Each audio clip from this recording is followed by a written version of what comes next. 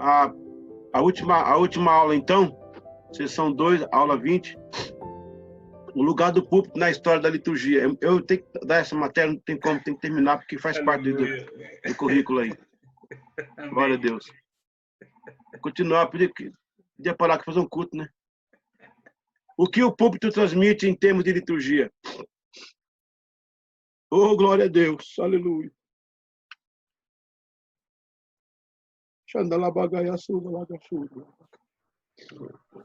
Aleluia, Senhor. Louvamos nesta manhã, Senhor. Tu és Senhor desta obra. Tu és nosso Deus. Aleluia. Tu és nosso Senhor. Glória a Deus. Senhor. Aleluia.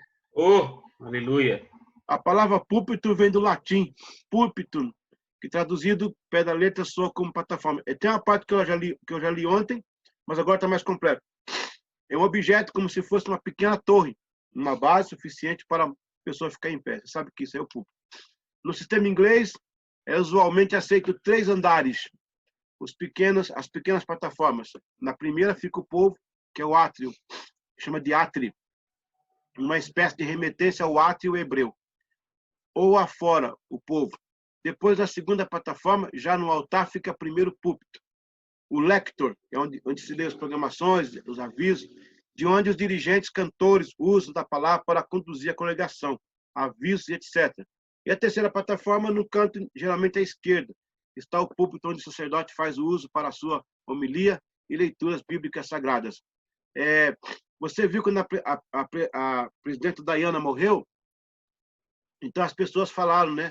No púlpito à esquerda, ali é o local mais sagrado. Isso é uma ideia anglicana, para diferenciar da Igreja Católica. A historicidade disso é extensa. Começa lá com Neemias, no Velho Testamento. Chorando, com Esdras. Pegando fogo, né? Minha esposa chegou aqui agora. Virou um culto aqui sem querer. Virou um culto aqui sem querer. Deus invadiu a nossa reunião aqui. Queria trazer aqui para nós? A gente vai parar, não. Trazer para nós aqui, café? Vamos parar, continuar aqui. A historicidade disso é extensa. Começa lá com Neemias. Ó, gente, Neemias, né? Teve um púlpito lá no passado, ó. Esdras estava em pé no estrado de madeira que havia sido feito para aquela ocasião. À direita de Esdras estavam ao pé os seguintes homens: Matatias, Sema, Anaías, Urias, Uquias e Maazéias. E em pé à sua esquerda estavam Pedaias, Misael, Malquias, Hassum, Rasbadana, Zacarias e Mesulã. Em Esdras 8:4, a referência de um púlpito na Bíblia. Posteriormente, enfatiza-se nas sinagogas judaicas pós-exílio, assume-se como uma ordenança católica, o ambão, que em grego é elevação. Na época da reforma magistral de Lutero, seguida pelas igrejas chamadas históricas ou reformadas, a ideia foi colocar um púlpito central, apenas, com a premissa de centralizar e fortalecer a palavra de Deus, com ênfase na autoridade das Escrituras. Claro que não foi geral, porém a maioria. E o metodismo seguiu essa tendência aí. Interessante é que o ambão católico também era central, mas a ênfase dos reformados era fortalecimento da teologia, e não do móvel em si. Já os anglicanos decidiram separar os locais e deixá-los distintos para a mesma ênfase, que isso aí é uma coisa puritana. No entanto, de forma diferente. Talvez fosse a sede desenfreada de ser diferente, do modo católico. Hoje em dia, até mesmo as igrejas de origem wesleyana usam ter um púlpito central, no caso nazareno também, tal qual da reforma, por desconhecerem a história, embora isso seja irrelevante no contexto atual. Em muitas igrejas cristãs, sob influência da reforma e o puritanismo, há 2 locais específicos para os leitores, oradores na frente do altar-mor, né? Geralmente o da esquerda, do ponto de vista dos fiéis da nave, né? A esquerda, chamado púlpito. É como geralmente é ali que se lê o evangelho durante a missa, ou culto. É chamado também de lado do evangelho. Do outro lado direito está o átrio, cuja função principal é servir como suporte para demais leituras litúrgicas, o Antigo Testamento e as epístolas, para chamar os fiéis à oração ou para os anúncios gerais. Este lado é conhecido por isto como lado das epístolas.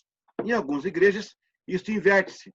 O átrio fica à esquerda da congregação e o púlpito, onde se profere a homilia, à direita, enquanto o evangelho é lido do centro do presbitério ou na frente do altar. O ambão. No catolicismo romano, nas igrejas católicas, a plataforma utilizada para a leitura de homilias é chamada de ambão.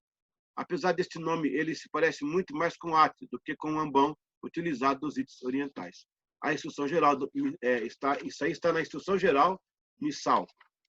Especifica 13:9. A dignidade da palavra de Deus requer que haja na igreja um lugar adequado para a sua proclamação. Olha, isso é católico falando, hein?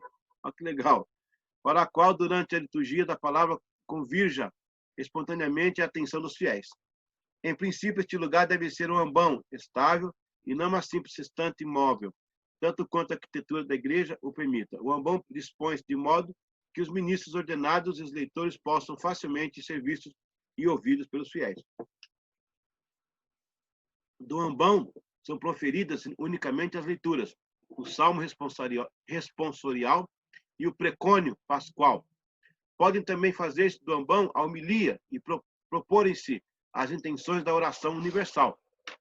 A dignidade do ambão exige que só o ministro da palavra suba até lá. Está vendo aí, porque essa herança, né, do púlpito separado. Convém que o novo ambão, antes de ser destinado ao uso litúrgico, seja benzido, segundo o rito que vem do ritual romano. O rito oriental. O ambão oriental é bem à frente das portas reais, ou da iconostase. O que é iconostase, gente? O que é isso? Iconostase. Iconostase é aquela divisão, um biombo de madeira que fica entre o púlpito e o povo. Para entrar lá no altar, tem que passar pelo iconostase. Geralmente coloca em cima algumas imagens de alguns santos do passado, que chama de santos, né, algumas imagens, e os desenhos, né, eclesiásticos, chama de iconostase. É uma lembrança da porta de Jerusalém, da porta de ouro, sei lá. É muito comum na igreja ortodoxa grega e também na Rússia, em Jerusalém. Nas igrejas onde há apenas uma plataforma de leitura na frente da nave, servindo tanto como átrio, tanto como púlpito. O nome correto da plataforma é ambão. É bastante comum o uso popular, porém, que os ambões sejam incorretamente chamados de púlpito. A palavra é uma derivação do termo grego ambo, significa elevação. Originalmente, era uma plataforma elevada, ricamente decorada no meio da nave, de onde as epístolas e o evangelho eram lidos, e ocasionalmente, utilizada como plataforma para ministro proferir a homilia. Ela se ligava ao presbitério por uma passagem elevada chamada sóleas. Nas modernas igrejas orientais, esta forma de ambão é raríssima. Atualmente, a área diretamente à frente da porta da iconostase, de onde o evangelho é lido, e que é chamada de ambão, e toda a plataforma baixa acima do nível da nave, em frente à iconostase, é chamada de sóleas. Em igrejas maiores, o ambão pode ser caracterizado por 3 degraus curvos, levando até o nível da nave. Nas catedrais da igreja ortodoxa, existe geralmente uma plataforma baixa no centro da nave, chamada ambão episcopal, onde o bispo é encarregado antes da divina liturgia, e onde ele está entornado até a pequena entrada. Se o bispo está oficiando uma simples igreja paroquial, um ambão episcopal temporário é armado no lugar.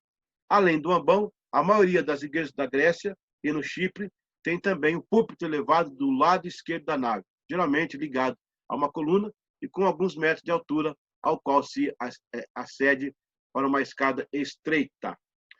Por que eu trouxe para vocês essa questão do púlpito? Porque, na verdade, não é só um móvel que fica ali, né? Por trás dele é toda essa historicidade. Embora não se usava púlpito no tempo de Cristo, mas havia um local central. Na sinagoga, por exemplo, tinha um local que ficava em frente à pequena arca que segura a Torá, né? E quando o patrístico falava, ele se colocava no lugar central. Nisso correu o púlpito. Hoje, o modelo que a Nazareno usa é o modelo que os reformadores usavam. Quer dizer, a Igreja Católica usou esse modelo, a gente continuou usando de forma diferenciada, porque não tem aqueles ritos de missas. A Igreja Anglicana separou. Algumas igrejas reformadas usaram o mesmo sistema, né? Sei que alguém já viu esses púlpitos que tem 2, né? Isso foi uma ideia puritana, mas a reforma colocou o púlpito no centro, no sentido de centralizar a palavra. E é o que nós fazemos. E hoje a gente tem embaixo aquela mesa, costuma dar anúncios ali, servir a ceia também. Então, eu não vejo problema nisso aí, não. Amém? Glória a Deus, pessoal. Vamos para o encerramento. São 11h06.